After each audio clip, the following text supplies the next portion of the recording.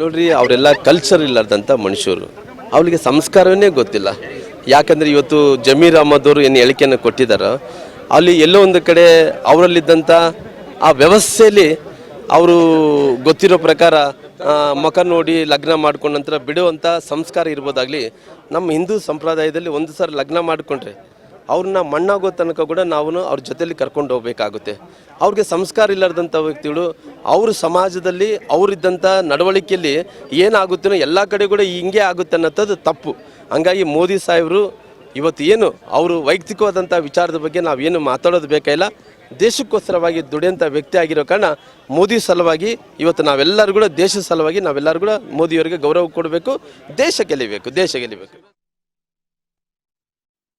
ಏನು ಮಾಡ್ತಾರೆ ಶಿವಕುಮಾರ್ ಉದಾಸಿ ಅವರು 2 ಬಾರಿ MP ಆಗಿ ಎಲ್ಲ ಕಡೆ ಹೋಗಿ ನನ್ನ ಮುಖ ನೋಡಬೇಡಿ, ನನ್ನದ್ರ ಮುಖ ನೋಡಿ ಓಟ್ ಕೊಡಿ ಅಂತಾರೆ. ಅದು ಎಷ್ಟು ಮಟ್ಟಿಗೆ ಸರಿ ಅಂತ ನಿಮ್ಮನ್ನ ಕೆಳಗೆ ಬಯಸ್ತೀನಿ ನಾನು.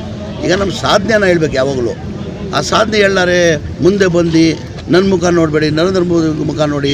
ಅರೆ ಸ್ವಾಮಿ, ನೀವು ಮುಂದೆ ಬಂದು ಮುಖ ನೋಡಬೇಡಿ ಸಾಧ್ಯನಾ? ಅಟ್ಲೀಸ್ಟ್ ಬುರ್ಕಾದರೂ ಹಾಕ್ಕೊಂಡು ಬಂದು ಆಯಿತು.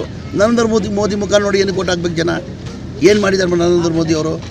5 ವರ್ಷ ಅವರೇ ತಮ್ಮ ಅಧಿಕಾರಲ್ಲಿ ಇದ್ದಿದ್ದು. 5 ವರ್ಷ ಇಂಥದ್ದು ಏನಾರು ಮಾಡಿದ್ರಂದರೆ ಒಂದು ಉದಾಹರಣೆ ತೋರಿಸಿ, ಇಂಥ ನಮ್ಮ ದೇಶಕ್ಕೆ ಹಿಂಗೆ ಮಾಡಿದ ಅಂತ. ಮುಖ ಅವ್ರು ಇದ್ದಿದ್ದು ಒಂದು ಶಿವಕುಮಾರ್ ಉದಾಸಿ ಅವರೇ, ಅವ್ರ ಮುಖ ಇದ್ದಿದ್ದು ಒಂದು ಹೆಂಡ್ತಿ, ಅವ್ರ ಮುಖ ಸರಿ ಇಲ್ಲ ಅಂತ ಹೆಂಡ್ತಿ ಬಿಟ್ಟವಳೆ, ನಾವು ಅವ್ರ ಮುಖ ನೋಡಿ ಓಟ್ ಹಾಕದ?